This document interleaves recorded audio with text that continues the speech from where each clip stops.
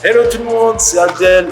Je vous amène avec moi dans les coulisses du stage de détection 2025-2026. C'est parti.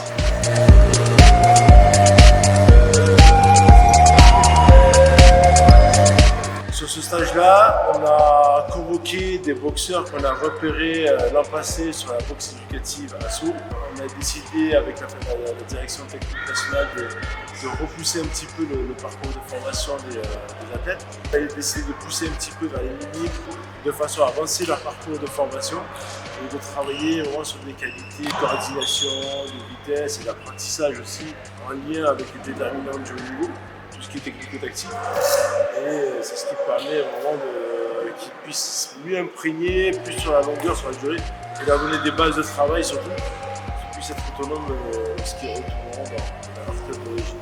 Sur les critères de détection, déjà, on s'accorde sur une chose, il faut que le jeune boxeur puisse convaincre.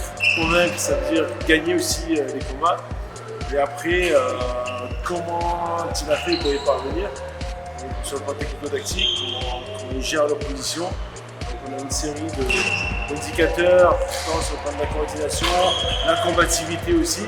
Ça peut être aussi sur le tournant du match, tu vois si sur le plan psychologique, les athlètes réussissent à garder un certain sang-froid et leur permettre de gagner une série.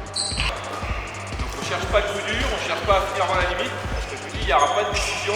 Par contre, nous, ce qu'on va regarder, ce qu'on va observer, c'est toute la manière technique et tactique qu'on met en place pour la. Là, pour l'instant, ils ont une expérience assez limitée, on va dire, de la compétition.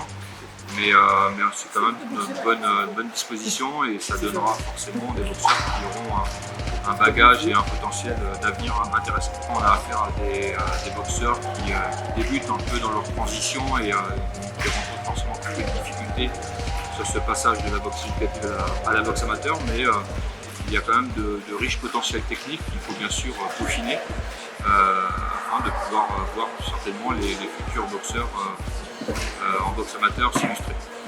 Pour ces boxeurs-là, vu qu'ils viennent de rentrer en boxe amateur, donc déjà ça permet d'avoir un suivi.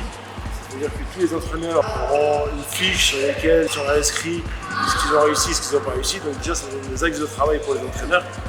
Deuxièmement, ça permet d'être identifié, c'est-à-dire que tous les athlètes regagneront leur région respective. Et nous, en concertation avec les collègues, on leur transmet des fiches et déjà les collègues auront en plus une vue soit sur des stages de regroupements régionaux ou bien sur des compétitions. Donc déjà il y a un suivi qui sera opéré.